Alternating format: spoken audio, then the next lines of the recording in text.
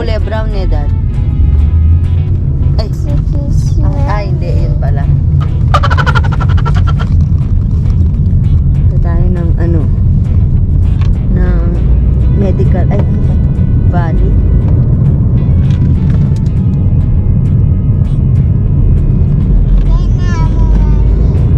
Na? Yan. Mga kabakners. Yan. Pupunta tayo sa ano, dito dyan sa may Okanagan Health Surgical. Oo. Then tayo sa may ano, Mission Medical Center, walk-in clinic. Napipili? Yan ba yun? Oo, yan yun. Diyan ako nagpapaano, di ba? Wala sa kabila. Sa kabila ba? Ayun, parang sa kabila yata. Oo, yan. Kasing parking. Yan. Tignan natin yung appointment ni Daddy ng ano, x-ray. Yan, dito nga pala. Dito rin ako nagpapa-x-ray dati nung buntis ako kay Brel. Ay, hindi, ultrasound pala. Yan dati yung kabila. Yan itang South Richter Professional Center. Yan. Okay, let's go.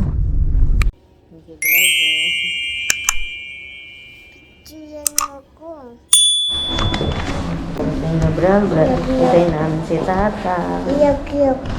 Opo ka, wala. Yung ano, sa mammogram screening. Tara. Tara, lakad ko. Then meron silang cafe dito. Tara, lakad ka. Oh, lakad ka kaya na. Lakad ka. Pangkaya kung customer kita, oh. Kung customer yan mo yan. Tara, lakad ka tatete. Na? Luklok ka kita. Luklok pwede yan kasi kanya cafe yan. Okay? Pwede naman mag-order. Pag mag-order ka, pwede ka Kenny. Kaya tata mo. Kaya tata mo ang tata. Kaya tata mo magluklok. Okay? O tara.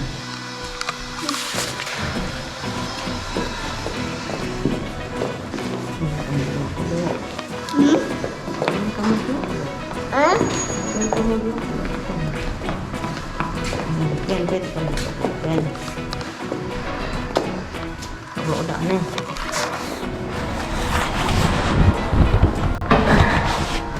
Yan si Brel.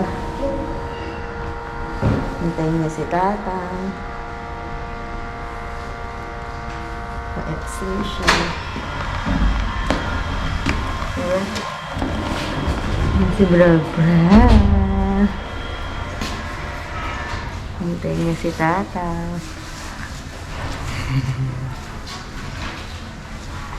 Nebe?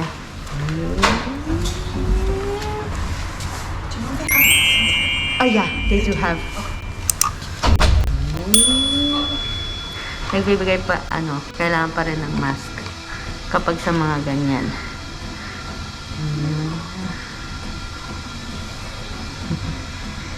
Hintayin niya si Tata. Yan. Mamaya, ikukwento natin about sa, dito. Healthcare. Kung libre ba or ano. Wala ka naman pa, kumain ka na. Manay kay Tata. Layo po. Manay kay Tata kayo. Second sali. Second. Tara na. 1, 2. Done. Let's go.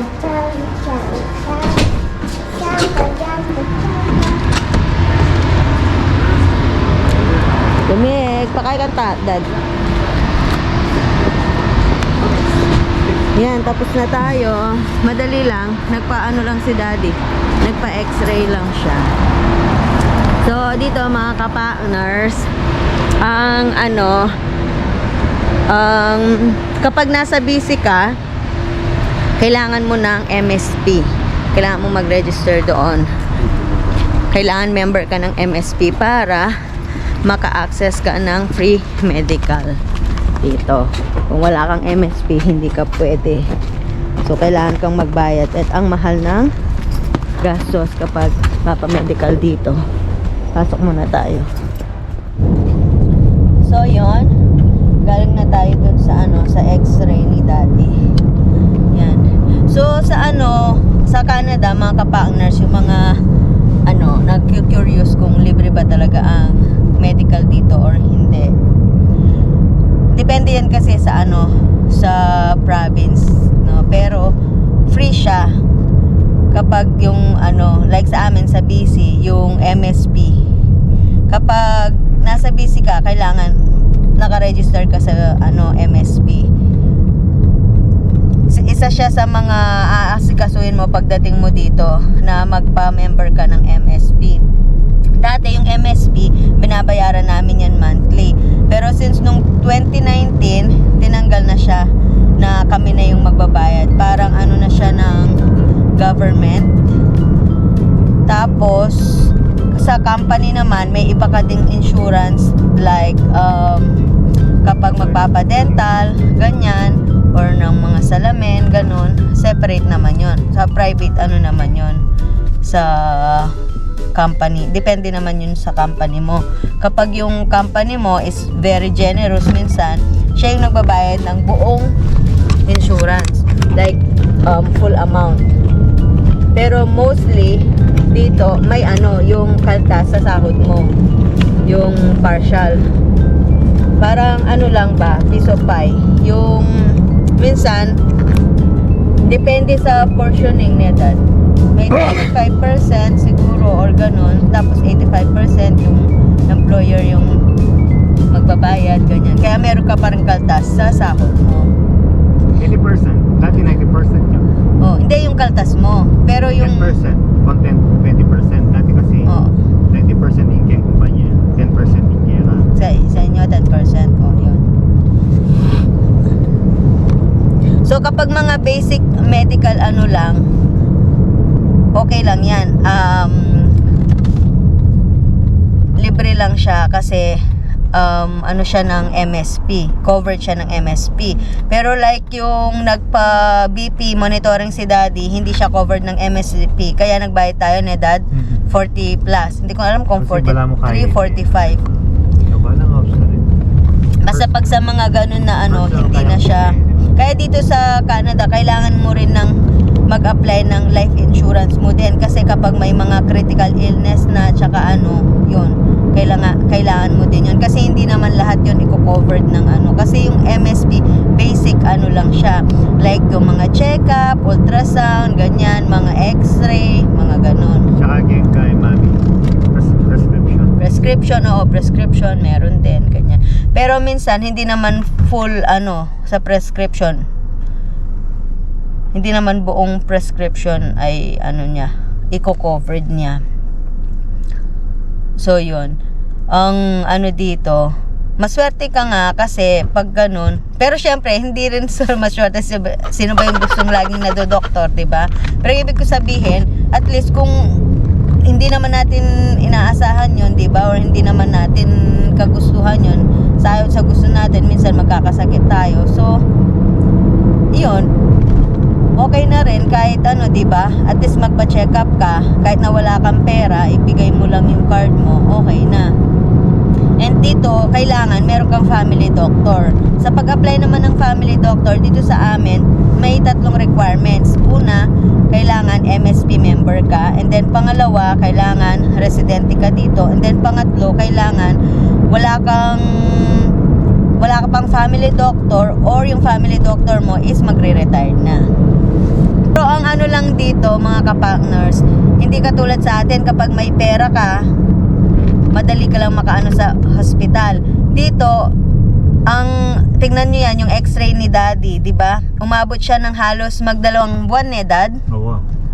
Oh, dahil sa sobrang kulang ng mga dito, medical professional, At yung mga itik, mami, doctors, mga ano. meron ako nakita sa Saskatchewan, nag-hire sila ng direct sa Pinas. Mga Doktor, nurses. nurses. Oh. Kaya nga, kasi dito kasi madami yung kulang na ano sa Ewan ko kung totoo medical yun. field. Buri kayo pimbiyang bambam eh. Ano yung bambam mo sila yun? Kaso yung ano, Kung sabi mami. si Brevel. Dapat natin kay Brevel.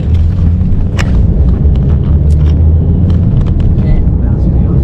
Tapos ano, yung mga kunwari may surgery ka, may mga ganyan, major na operation, na ganon. It takes years bago, Dad, Oo. nakapila ka talaga. Kaya minsan, Tagal yan. Hindi basta-basta. oo, totoo yun. Hindi naman na kailangan mo ng surgery ng paa mo ngayon din, maanuhan, hindi.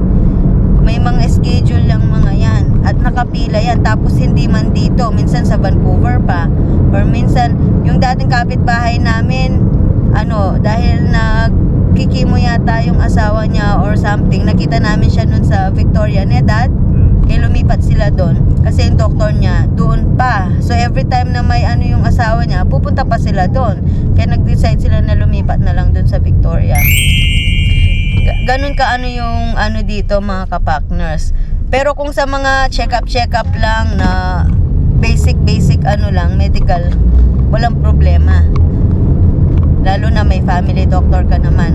Dito nga, feeling mo mayaman kayo kasi sa Pilipinas, mayaman lang yung may family doctor, no? Oo. Pero dito, kailangan mo talaga may family doctor ka. Tapos ngayon, may napanood ako, parang inaano ng busy, nagsahod sa kanila yon. So the more na nag-i-stay sa'yo yung pasyente mo, the more na dumadami yung sahod mo. Like yung hours na, kasi diba for visit dito, minsan 5 minutes lang, ganun lang, tapos na. Dad? Oo. Tapos na siya. Tapos pag nagpa-check up ka, sasabihin mo yung nararamdaman mo, tapos i-direct ka muna sa mga work lab works mo muna, pa-test ka muna, and then pagkatapos nun, doon siya babalikan para malaman mo kung ano talaga yung problema mo. Pero ngayon parang inaano nila na yun nga, kaya na parang medyo na naman yung ibang provinces, kasi nga sa totoo lang pala, ito yung ang busy pala ang mas may pinakamagandang healthcare system, Dad. Oo. Kasi sa iba, like kay Daddy, di ba, nagrereklamo tayo kasi isang buwan halos mahigit ka naghintay sa x-ray mo. Pero sila, it takes 6 months up to ano pa, ganun. Parang minimum nila 6 months na paghihintay. Depende naman yun, mami. Tapos, hindi nga kasi nga, mas madami yung kulang na mga sa kanila, professional. At saka, yung system nila daw, parang hindi, nabasa ko lang yun sa mga comment, saka dun sa mga ng mga in-interview nila dun sa news. Siyempre, ako hindi ko naman alam kung totoo yun. Siyempre, sa kanila lang nanggaling. Pero siyempre, yung dito, yung sa atin, yung alam natin. Kasi, na ilang buwan talaga tayo naghihintay, diba? Tsaka yung nalaman ko din na mga ganun kapag yung may mga surgery. Nung nag-aral ako, kasi nga, sinasabi nung teacher namin na ganun pala ang dito. Siyempre, dati di naman kami nagpapadoktor, Dad. Salamat sa Diyos. Treatment. Hindi, tsaka hindi talaga tayong nagkakasakit na nagpalagi lang kami sa doktor nung nabuntis ako, kasi syempre monthly check-up ng buntis, tapos ultrasound, ganun. Pero yung nalaman ko nung nag-aaral ko, na ganun nga pala, pag kailangan mo ng operation, ganyan, hindi naman pala kaagad yon naka-schedule, minsan 2 years, 3 years, 1 year, depende kung gaano kadami yung nakapila doon. Ganyan pala. Di naman katulad sa atin, kailangan mo ng operahan ng ngayon, basta may pera ka lang, di ba? Mabilis.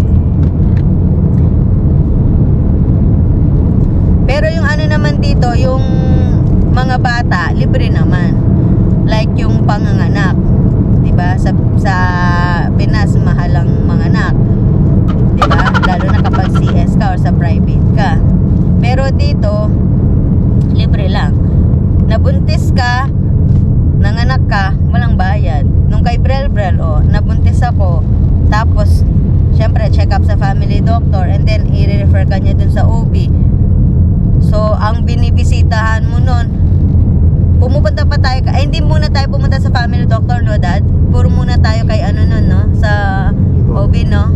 Hindi tayo sa Okay. kasi i-refer ka niya dun sa OB, so dun ka muna sa OB.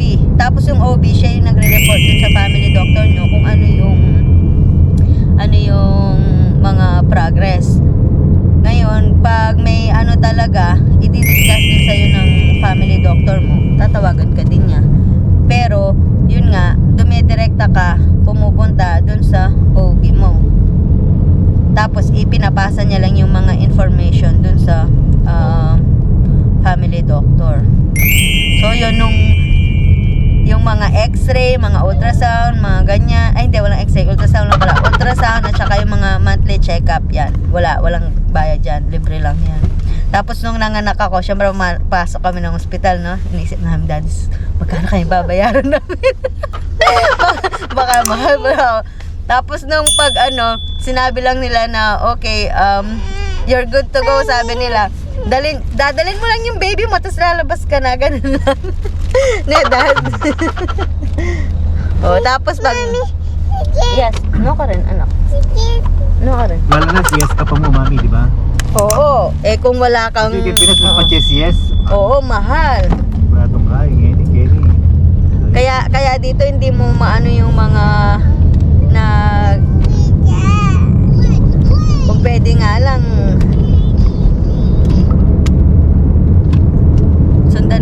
sundan yung anak mo kung ano din diba? Kasi kung gano'n din, kung madami din yung anak mo kaysa sa Pilipinas, dito mo na lang ipanghanak, may allowance pa sila. Nedi.